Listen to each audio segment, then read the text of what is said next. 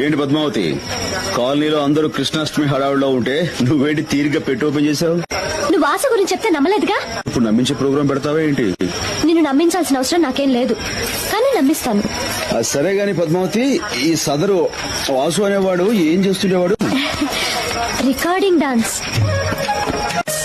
ఓహో, అనుకున్నాను. అందుకునేనా నీ చేతి రాంగ్ స్టెప్ ఇచ్చాడు? రాంగ్ స్టెప్లేం కాదు, కరెక్ట్ స్టెప్లే. అసలు నిజం చెప్పాలంటే వాసుకి ఏ హీరో వేషం కడితే అచ్చు ఆ హీరోలో స్టెప్లేసేవాడు. అసలు సినిమాలో చేరుంటే ఎంత పెద్ద హీరో అయ్యేవాడో తెలుసా? పాపం. ఇప్పుడు ఆ పని మీదే నీ 7 వారాల నగలతో చెన్నై చెక్కేస్తుంటాడు. ఏం కాదు, నువ్వెప్పుడు వాసు గురించి ఇలాగే చెప్తావు. వాసు ఎంత ఘాటుగా ప్రేమించాడో ఈ ఉత్తరాలు చదువు. అబ్బో, చాలా ఘాటు ప్రేమ. ముక్కు కూడా అదిరిపోతున్నా. నువ్వే వెగతాళి చేయక్కర్లేదు వాసుని.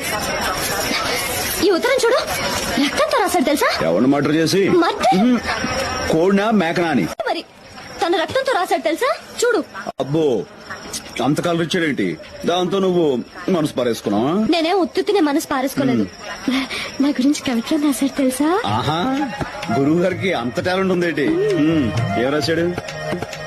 నాకు సిగ్గిస్తుంది, నువ్వే చదువు. అబ్బా, నాకెందుకమ్మా అంత అదృష్టం? నువ్వు చదివి వినిపించు, తరిస్తా. ప్రియాతి ప్రియమైన పద్మావతికి నిన్ను చూడగానే నేనేంటో అయిపోయాను. నాకేదో వచ్చేసింది. ఇంకేం వస్తే మాయరోగం వస్తాయి. అదే మరి ఎగతాళి అవుతున్నది. నేను చదివేది నువ్వు అంతే. చదువు. పద్మావతి నీ ఎర్రని మూతి చూడగానే పోయింది నా మతి, అయిపోయింది నా మనసు కోతి. దాంతో నీ పని అయిపోయింది, అదో గతి. రామకృష్ణ గారు, లేకపోతే ఏంటి?